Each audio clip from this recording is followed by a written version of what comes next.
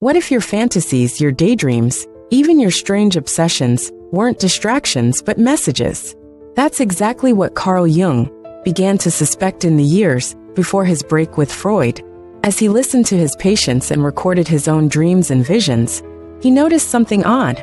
Beneath the surface of neurosis, beneath fear, obsession, and compulsion, there were symbols. Images, myths, ancient patterns, stories from religion, folklore, and fairy tale that echoed through the unconscious like forgotten songs. Most psychologists dismissed these as nonsense. Freud, for instance, believed they were veiled expressions of repressed sexual desire. But Jung felt something deeper pulsing beneath them, something sacred, even evolutionary. He began to collect stories, analyze dreams, study myth, and he came to a stunning realization. These symbols weren't meaningless. They were the raw material of transformation. In 1912, Jung published Symbols of Transformation, a dense, groundbreaking book that redefined the way we understand the human mind. It was here he broke with Freud. It was here he first began to lay the foundation for the theory of archetypes, the collective unconscious, and the lifelong journey of individuation. But this wasn't just theory. For Jung, these symbols weren't academic, they were personal. In the Red Book, he would later write, my soul, where are you? Do you hear me? I speak, I call you, are you there?" The answer came, not in logic but in symbol. In this video, we'll explore symbols of transformation, not as an abstract theory, but as a living invitation to explore the inner images that guide your own psychological growth. We'll look at how libido, fantasy, myth, and archetype all serve as stages in a deep process of inner evolution. You'll learn why transformation doesn't begin with willpower or thought, but with symbol, with story, with the parts of your psyche that speak a language your ego doesn't fully understand. Because Jung believed, before you can become who you are meant to be, you must first understand the symbols trying to shape you. At the time Jung wrote Symbols of Transformation, psychology was still in its infancy. Freud had ignited a revolution by revealing the unconscious, but he also tried to contain it. To him, every symbol was rooted in the body, in repressed desire, in the drive for pleasure or power. Myth and dream were just coded sexual language. Jung wasn't so sure.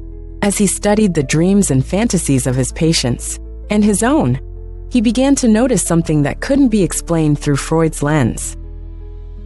The same motifs kept appearing: heroes, divine children, serpents, sacrificial rituals, resurrections.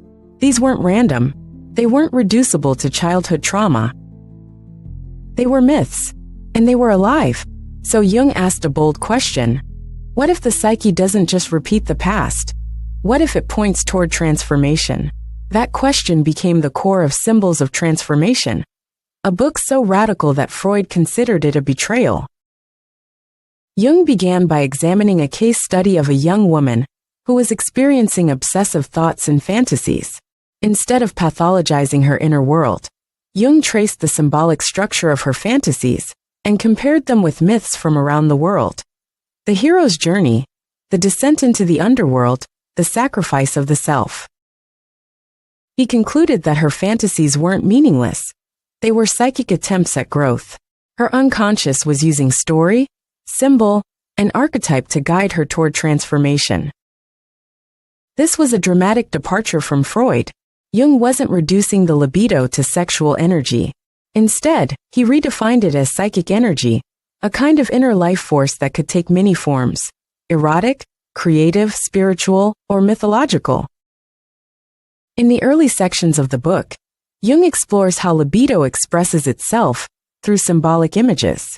He analyzes the myth of the hero slaying the dragon, the motif of the divine child, the figure of the mother goddess. He shows how these stories live in all of us, not as literal memories, but as psychological blueprints. Jung believed that these images help us evolve. For example, the slaying of the dragon is not about killing monsters out there. It's about confronting the internal forces that block growth: fear, inertia, dependency. The hero is your inner self trying to break free. He called this symbolic process transformation, a kind of psychic alchemy, where raw experience is metabolized into new consciousness. And this, Jung argued, is what the unconscious is constantly trying to do: transform you. But the ego resists. It fears change. It fears chaos. So instead of engaging with symbols, most people repress them. They dismiss their dreams, ignore their fantasies, laugh off their obsessions. The problem is that doesn't dissolve the energy, it traps it. And trapped energy becomes symptoms. Jung believed that when the libido is blocked, when the path of transformation is denied, it doesn't disappear. It becomes neurosis, depression, anxiety, addiction. The energy still wants to move, but it's being held in a loop. So what's the solution? Symbolic engagement. This means learning to work with your dreams, not to explain them away, but to dialogue with them. It means asking, what image keeps showing up? What does it feel like? What myth does it remind me of? What is it asking of me? In the Red Book, Jung practiced this himself. He entered waking visions and allowed symbolic images to speak. He didn't interpret them right away. He experienced them. He let them transform him. He wrote, "Images are life. The soul speaks in images." This is why Symbols of Transformation is such a crucial book. It's not just a theory of the unconscious, but a call to imagination. Jung invites us to see our psychological symptoms not as errors, but as signals, symbols trying to initiate us into deeper awareness. Later in the book, Jung compares religious symbols across traditions. He shows how resurrection myths, virgin births, and sacred sacrifices are all different expressions of the same inner process: death and rebirth of the ego. He calls this the myth of the self, the journey each person must undergo to individuate. In modern life, we no longer live inside myths. We're told stories are for children.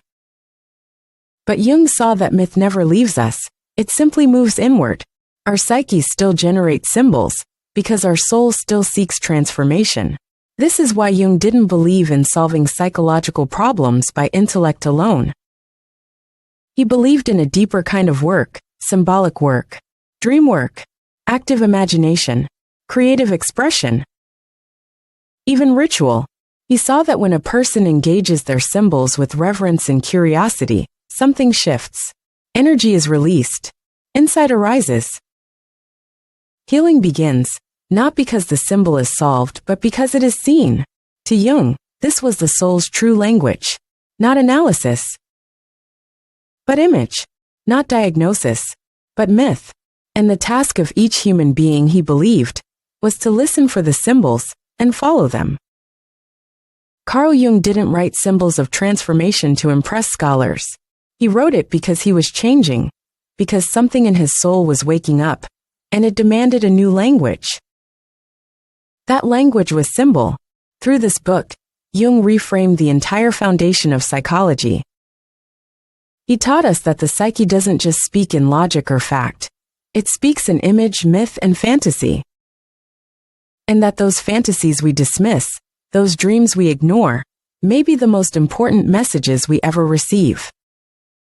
You don't have to believe in gods or goddesses to work with symbols.